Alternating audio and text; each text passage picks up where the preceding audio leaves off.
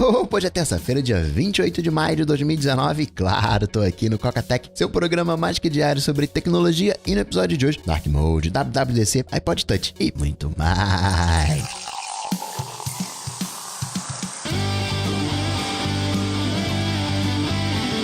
Dicas, produtividade, tecnologia, opinião, comportamento, tendência, notícias.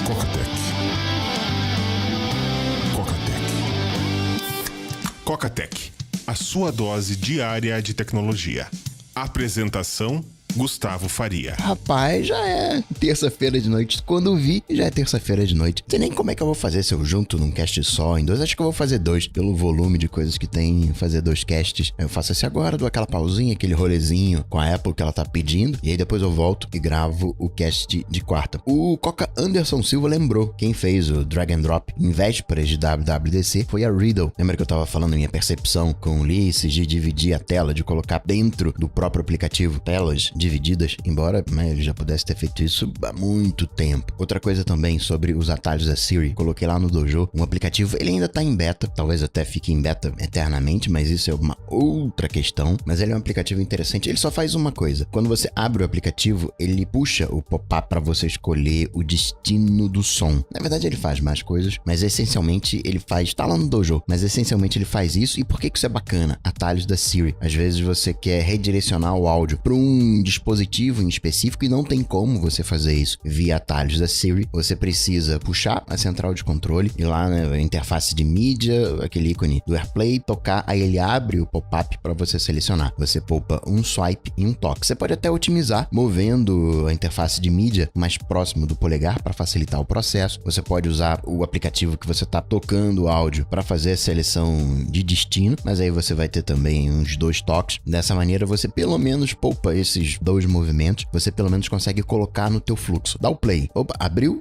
a seleção de destino de áudio, porque toda vez que você chega no seu carro e manda tocar alguma coisa, sai tocando no iPhone, sai tocando no fone de ouvido, assim pelo menos fica um lembrete, digamos, para você jogar pro CarPlay. Ou outro cenário, você chegou em casa, quer jogar pra caixinha de som que você tem. A dica que eu fazia para resolver isso era com o som tocando no dispositivo e aí ligar a caixa de som Bluetooth, porque ela liga, pareia e o som era redirecionado. Fazia meio que um redirecionamento físico, não pelo iPhone, fazia o redirecionamento pela caixinha de som em si. E aí uma outra coisa que eu também coloquei lá no Dojo, uma lista de todos os aplicativos hoje que estão disponíveis para beta teste, caso você queira ser um beta teste. Claro que você, malandro, né, usuário educado, nem preciso falar que você não vai me testar um Dropbox, que tem um erro, é tudo oficial, não tem protocolo de teste da Apple via TestFlight, é um aplicativo que você tem que instalar, que é como se fosse, entre aspas, vai fazer vezes de App Store, vai baixar para você instalar os betas. E é oficial Dropbox, tudo certinho, só que pode ter um bug no aplicativo de Dropbox, ele vai e apaga todos os seus arquivos, zica a sincronia. Beta você sabe como é, você tá correndo um risco. Mas, por exemplo, você pode testar o Spotify, nova interface do Spotify. Pô, como é que tá? Se der ruim, se você não conseguir tocar uma música, ok, você ouve podcast. Se apagar todas as músicas que você tem baixadas, ok, você baixa de novo. Você pode até vir a ter uma dor de cabeça, mas você não vai perder seus dados proprietários. Você quer testar, sei lá, WhatsApp, Telegram, o novo Firefox, Trello, aplicativos de rastreio de encomendas, enfim, se quiser, tá lá no Dojo. E eu falei, né, quando vi, já era terça-feira de noite, porque falando sobre os atalhos da Siri, hackeando os atalhos da Siri, tô com a turma aberta lá em coca.tech/Siri. Se quiser uma das vagas, cola lá, já tô fechando a turma. E aí, os primeiros dias, você sabe, que é um volume maior de trabalho, responder todo mundo, receber, e tem eu chamo de carinho, né, um voto de confiança da galera que comprou no ano passado e vai e compra de novo. Tem a galera que pergunta, pô, comprei hackeando os atalhos da Siri ano passado, preciso comprar de novo? Não precisa, vitalício, atualizações vitalícias garantidas, não precisa comprar de novo. Tem gente que pergunta, mas ainda assim tem gente que vai lá e compra antecipadamente. Não tem como não olhar pra isso como um voto de confiança, como um carinho. E falando de carinho, mandar um beijo pra Coca Beatriz, que tá chegando também agora no mundo, tal qual Maria Júlia. Seja bem-vinda, Beatriz. Notícias. Coca-Tech. Bom, começar hoje falando de WWDC. Seu Rambo aprontou de novo e a Apple também aprontou. Semana passada ela trouxe novos MacBook Pro, agora ela trouxe o novo iPod Touch. E aí você pode imaginar assim, um novo iPod Touch?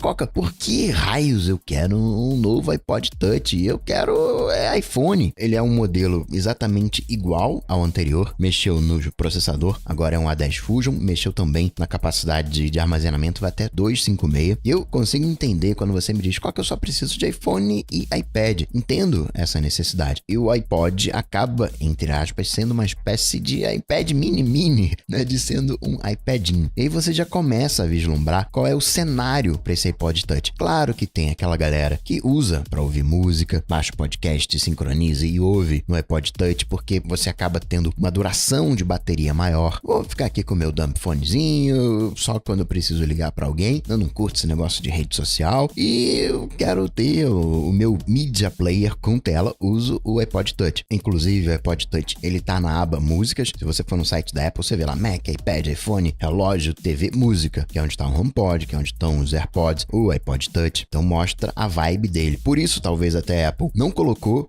não tem Touch ID, é o botão Home padrãozão. Não colocou Touch ID, não colocou Face ID, nada. É o modelo antigo, só com mais capacidade de armazenamento e velocidade. O A10 Fusion, que também não se engane, é o chip de 2016. O A10 é de 2016. O último iPod Touch, ele é de 2015, ficou 4 anos parado. A Apple vai e atualiza, coloca um processador de 2016. Devia estar na gaveta. Ih, rapaz, mas a gente tem aqui um tantão de A10. O que a gente faz com esses A10? Joga no iPod Touch. A gente pode pensar também numa questão de compatibilidade com o iOS 13. Imagina, sai o iOS 13 que não é compatível com o iPod Touch, tem que atualizar a linha, mas né, tá ultrapassado de alguma maneira em termos de potência. É um iPhone 7, ok, é leve, ok, é fininho, ok, é barato, $200. E tem uma outra área, tirando rede social, né, tirando os aplicativos, tem uma outra área também interessante pro iPod Touch, que são os jogos. E aí a gente tá falando de pessoas que ainda não tenham, talvez, idade para ter um iPhone e um iPad não combina. Aí você entra com o iPod Touch. Fora que também o iPod tem uma marca, né? Ele é meio MacBook Air. Não pode morrer assim de uma hora para outra. Tem que ficar ali dando um tapa, né?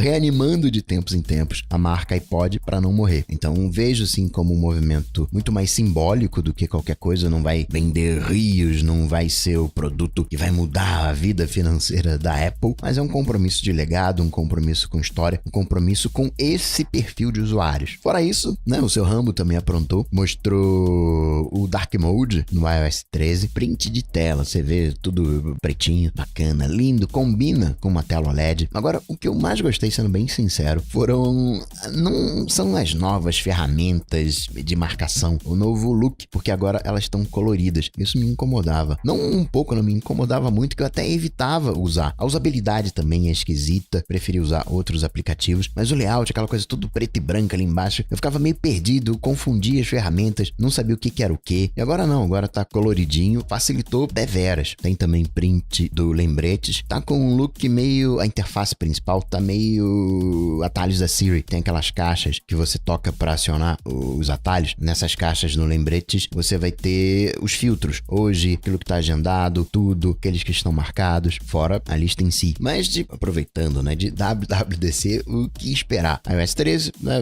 Dark Mode, acho que é o que vai mais chamar a atenção, é o que a gente vai lembrar de futuro, Dark Mode. E no iPad, a multitarefa. O aplicativo de saúde também vai ter melhorias, vai ter monitoramento de som. Pô, rapaz, você tá ouvindo música muito alta, baixa aí o Find My, mais genérico, o melhor suporte no NFC, uma melhoradinha ali na Siri, pelo menos assim eu torço, mas não vai fugir muito disso. Dark Mode, multitarefa, Find My, saúde e pronto. macOS, bom, macOS tem um potencial muito grande por causa do Marzipan. Talvez, embora o iOS 13 seja o carro-chefe por causa do iPhone, no caso do Mac é importante também porque são os aplicativos que a gente tem do iOS chegando no iPhone para os desenvolvedores. Então a gente não vai ver muitas novidades no macOS by Apple. O que a gente vai ver é uma torrente, uma chuva de aplicativos iOS chegando no Mac. Sim, vai ter o podcast, sim, vai ter ali o aplicativo de música, sim, vai ter o Find My, mas não tem um novo sistema de arquivos como a gente teve com a PFS. Claro que sempre pintam trocentas novidadezinhas e também vão ter trocentas novidadezinhas pro iOS, mas nos geral,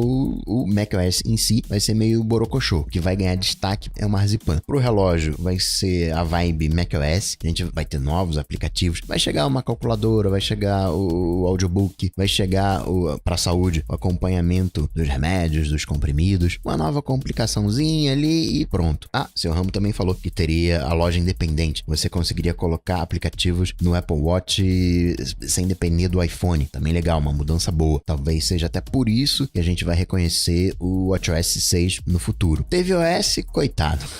Não, deve ter uma mudancinha ali, unificar as coisas, mas não muito mais. Seu Ramo não falou nada do tvOS 13, então não vai ter nada de novo. O grande mote do tvOS é o serviço Apple TV Plus. Como hardware em si, como sistema operacional, não vai mudar muita coisa esse ano não. De hardware, tem ali, né, o Mac Pro, que se comenta que a Apple poderia mostrar, aqui é o Mac Pro, mas não vai estar vendo agora não. Mais pra frente a gente vende, mas só pra você ver como é que vai ser o jeitão dele, que eu torço que seja uma espécie de super Mac Mini, ou se você preferir um super Apple TV, esse jeitão quadradão. Eu tenho muita simpatia pelo ralador de queijo, tenho muita simpatia estética pela cafeteira. Construíram até um prédio em homenagem, né? A cafeteira lá na sede da Apple, mas eu prefiro, gosto pessoal, ignora isso por completo, mas eu prefiro uma coisa mais quadrada, encaixe, sem quina, enfim. En passant, rapidinho, WWDC vai ser mais ou menos isso. O que mais que a gente pode falar de Apple? Teve mais um beta, saiu o terceiro beta do iOS 12.4 e nada de novo. Teve tvOS também, WatchOS também, não teve macOS. One Password também foi atualizado no Mac, já estou usando essa versão beta já há algum tempo. Eles redesenharam o Mini, que é aquela extensão do navegador que você chama. A tela principal continua a mesma. Quem acompanhou Hackeando One Password que eu fiz com os patrões já viu essa nova interface, mas antes você tinha esse Mini, você tinha uma interface quando você ia na barra de menus e você puxava o One Password, você tinha uma interface, quando você ia no navegador você tinha uma outra interface e além disso você tinha a tela principal. Agora você só tem duas interfaces. Você tem a interface principal que continua a mesma, só que quando você puxa o One Password na barra de menus ou no navegador, desce o Mini com a mesma interface, unificou. E você vai achar meio estranho no primeiro momento, os atalhos continuam o mesmo, tudo funcionando, mas principalmente se você usava a parte de edição do Mini da janela em suspenso, você vai notar algumas coisinhas diferentes, tá menos poderoso talvez, é bem marginal, é uma coisinha, eu nem lembro mais o que você não dá pra fazer. Eu lembro que quando eu migrei, eu falei, caramba, eu não consigo mais fazer isso. Hoje já tô usando, sei lá quanto tempo, 3 meses, não sei quanto mais até, acho que mais. E eu já nem lembro mais o que é. Não que seja uma grande coisa que eu esqueço, as coisas com uma facilidade ímpar. Então, mas o bom é que você se adapta rápido, não tem mágoa no meu coração, porque isso foi trocado. De treta, tem aplicativo que fica em background, mandando dados de tracking, que pra mim não é nenhuma surpresa, que pra você também não é nenhuma surpresa, principalmente se você usa aqueles bloqueadores de iOS que eu já passei pra vocês. Você vê o tanto